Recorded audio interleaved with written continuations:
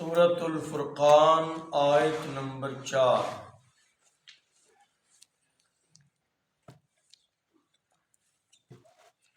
اعوذ باللہ السمیع العلیم من الشیطان الرجیم من ہمزہ ونفثہ ونفخہ۔ بسم اللہ الرحمن الرحیم۔ وقال الذين كفروا إن هذا إلا إفك افتراه وأعانه عليه قوم آخرون فقد جاءوا ظلما وزورا وقالوا أساطير الأولين اكتتبها فهي تملى عليه بکرتم و اصیلا۔ صدق اللہ العظیم۔ جزاک اللہ۔ وقال الذین کفروا، اور کافروں نے یہ کہہ دیا، ان ھذا الا افک، یہ محض جھوٹ ہے، افتراہ، اس نے خود گھڑا ہے، وَأَعَانَهُ عَلَيْهِ قَوْمٌ آخَرُونَ، اور اس جھوٹ کے گڑھنے میں اور لوگوں نے اس کی مدد کی ہے۔ فَقَدْ جَاءُوا ظُلْمًا وَزُورًا، یہ لوگ یقیناً بہت بڑے ظلم اور جھوٹ کا ارتکاب کرنے والے ٹھہرے۔ وَقَالُوا أَسَاطِيرُ الْأَوَّلِينَ،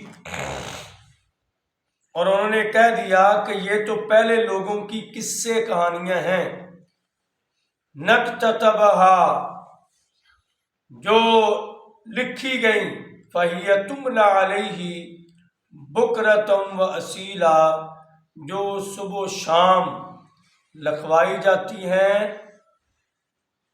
پڑھی جاتی ہیں، لکھوائی جاتی ہیں۔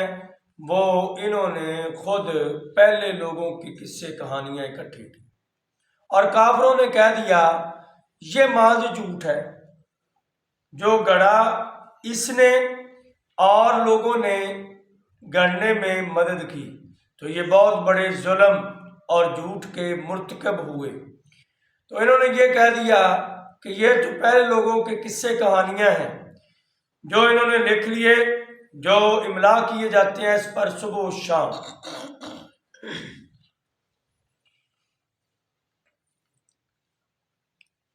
یہ قرآن پاک کے متعلق جو اعتراضات تھے مشرکین مکہ کے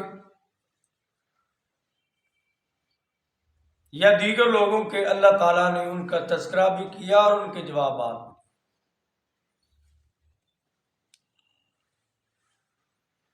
انہوں نے یہ اعتراض کیا کہ نعوذ باللہ قرآن پاک کو منزل من اللہ نہیں ہے، یعنی اللہ کی اتاری ہوئی کتاب نہیں ہے۔ اس قرآن کے اندر شکوک و شبہات پیدا کرنے کا ان کا مقصد یہ تھا کہ قرآن انقلابی کتاب ہے، قرآن سے انقلاب آیا تو بتوں کو چھوڑ کر لوگ توحید پرست ہو گئے۔ قرآن نے ایک انقلاب برپا کیا جس نے لوگوں کے دلوں کے اندر نبی پاک کی اور توحید کی ایسی محبت پیدا کی کہ لوگوں نے کائنات کی ہر چیز قربان کرنے کے لیے تیار ہو گئے، توحید کے اوپر نشاور ہونے کے لیے تیار ہو گئے اس قرآن کی وجہ سے۔ انہوں نے کہا اس قرآن کے اندر شکوک و شبہات پیدا کر دو، قرآن کے اندر نعوذ باللہ لوگوں کو ایسی ذہن سازی کرو کہ یہ قرآن اللہ نے نہیں اتارا، بلکہ انہوں نے کہہ دیا کہ اللہ افکن، یہ ایک جھوٹی بات ہے جو بنائی گئی ہے، جو گڑھا گیا ہے، اور اس جھوٹ کے بنانے میں کچھ اجمی لوگوں نے اور کچھ یہود و نصارہ نے نعوذ باللہ نبی صلی اللہ علیہ وسلم کے ساتھ تعاون کیا۔ اور ان کے ساروں کے تعاون سے یہ کتاب لکھی گئی۔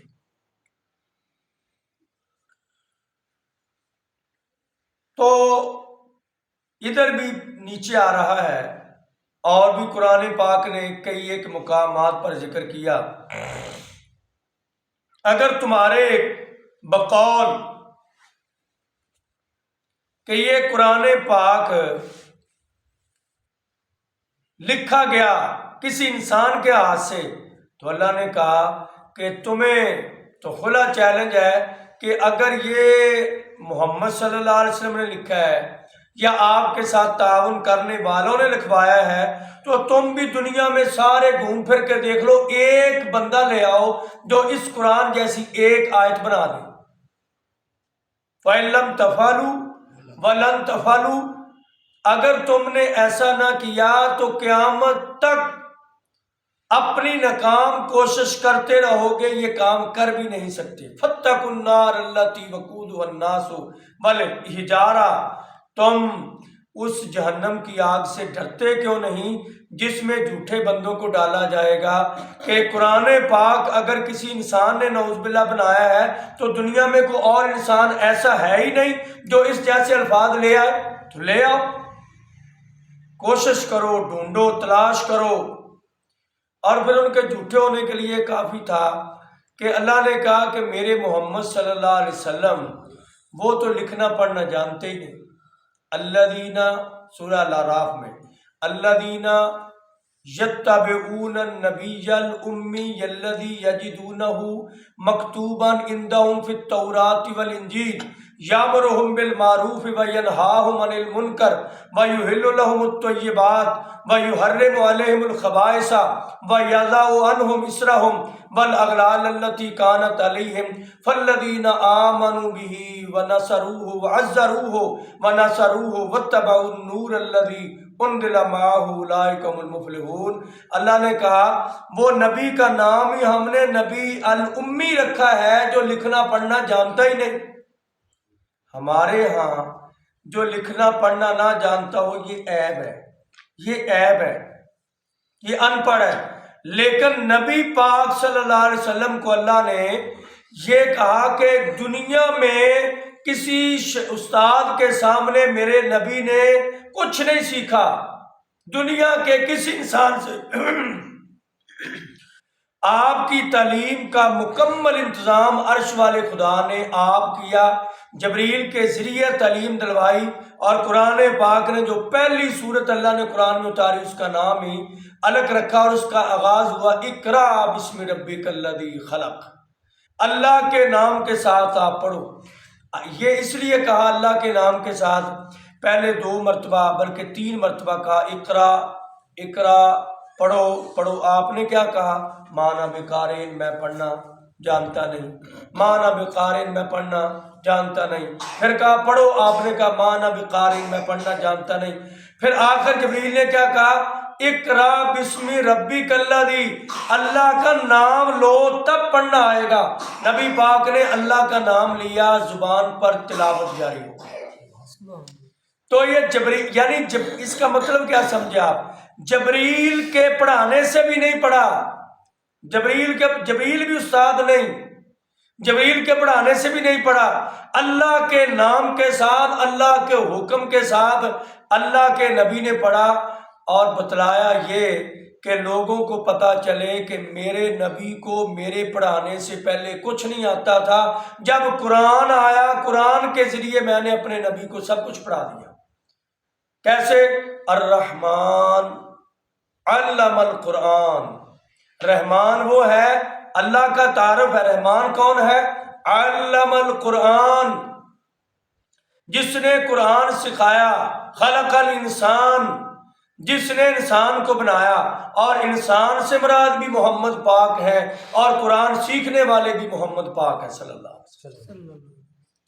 تو یہ بتلانے کا مقصد ہے، اللہ نے ان کو چیلنج کیا کہ میرا نبی تو دنیا کے کسی فرد سے پڑھا نہیں، تو تم کہتے ہو کہ یہ پڑھے لکھے یا لوگوں کی باتیں سن کر لکھے، اس کے پڑھانے کا انتظام ہم نے عرش سے کیا، اور جو تم تعاون والے لوگ کہتے ہو کہ لوگوں نے تعاون کیا، اگر نبی پاک کے ساتھ لوگوں نے تعاون کیا تو وہ کسی وقت بھی تو کہہ سکتے تھے کہ یہ کتاب تو ان سے زیادہ ہم نے ان کی سپورٹ کی ہے۔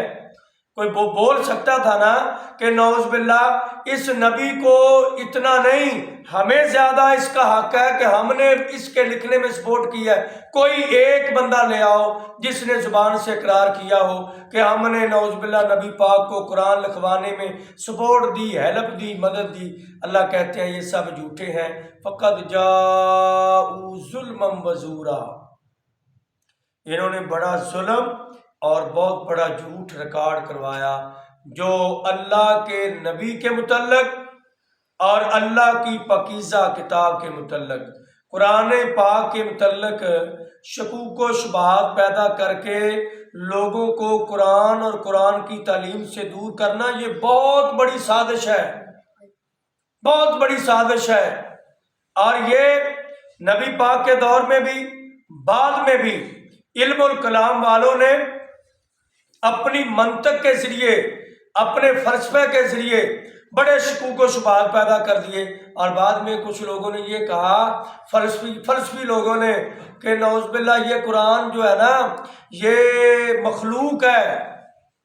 اس وقت شکوک و شبہات پیدا کر دیے کہ نعوذ باللہ یہ سچی کتاب نہیں، یہ خود نبی پاک نے گھڑی ہے تاکہ لوگ اس سے متنفر ہو جائیں۔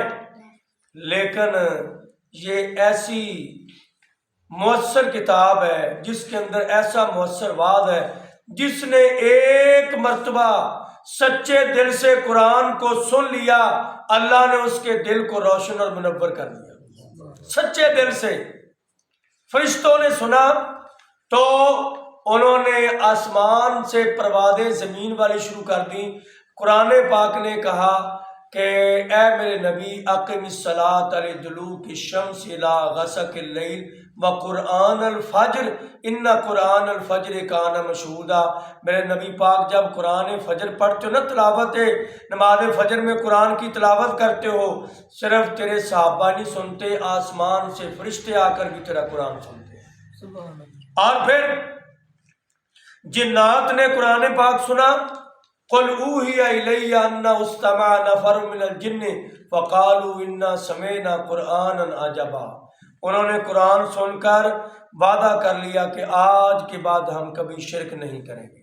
اور صحابہ اکرام دیکھ لیں، جناب عمر کو دیکھ لیں، قرآن سنا، قرآن سن کر ان کے دل کی اللہ نے تطہیر کر دی اور وہ امام دار اور مسلمان بن گئے۔ اور بے شمار ایسے واقعات ہیں۔ تو شکوک و شبہات شروع سے ہی یہود و نصارہ نے قرآن پاک کے اندر ڈالنے شروع کی۔ پھر میں نے بتایا کہ فلسفیوں نے، فلاسفہ نے، انہوں نے کہا کہ قرآن مخلوق ہے۔ پھر یہ جنگ اہل علم نے لڑی، خصوصاً امام احمد بن حنبل نے۔ پھر اب ہمارے موجودہ دور میں بھی قرآن پاک کے متعلق بڑی سازشیں کی گئیں۔ قرآن پاک میں اللہ نے وعدہ کیا کہ ہم نے اس قرآن کو اتارا اور اس قرآن کی حفاظت بھی ہم نے کرنی، لیکن اس کے باوجود ان کو سمجھ نہ آئی۔ یہ قادیانیوں نے، لعینوں نے قرآن پاک کے اندر تحریف کا سلسلہ شروع کیا، اور پھر اللہ تعالیٰ نے ان کو ناکامی سے ہمکنار کیا۔ یہ رات جو گزری ہے، اس رات جو ہوا، یہ شاید آپ کے علم میں نہیں، جن کو پتہ ہے کہ رات ان کے ساتھ بڑا اچھا جو ہونا چاہیے تھا سلوک ہوا قادیانیوں کے ساتھ، پھر انہوں نے بڑا واہ بیلا بھی کیا، لیکن چناب نگر میں ایسا ہوا تھا، انہوں نے سارا گھیراؤ کیا ہوتا ہے۔ وہ اسی وجہ سے کہ انہوں نے قرآن پاک کو چھاپنے کے لیے پریس لگائے ہوئے تھے، قرآن پاک کے اندر تعریف کر رہے تھے، اور پاکستان کا قرآنی بورڈ اس بات پر متحرک ہوا، انہوں نے عدالت میں جا کے دروازہ کھٹکھٹایا کہ یہ کیا ہو رہا ہے۔ عدالت نے نوٹس لیا اور رات پھر ان کی خبر لی گئی۔ تو یہ یہود و نصارہ کی سازش ہے روز اول سے لے کر اب تک، لیکن قرآن پاک کتابی شکل میں بھی محفوظ ہے، قرآن حفاظ کے سینوں میں بھی محفوظ ہے اور قیامت تک محفوظ رہے گا۔ اور یہ اللہ کا وعدہ انا نحن نزلنا ذکر و انا لہو لحافظون، ہم نے، اللہ کہتے ہیں ہم نے نازل کیا اور حفاظت بھی ہم نے کرنی ہے۔ اللہ نے قرآن کو سینوں کے اندر بھی محفوظ کر دیا اور سپاروں کے اندر بھی محفوظ کر دیا۔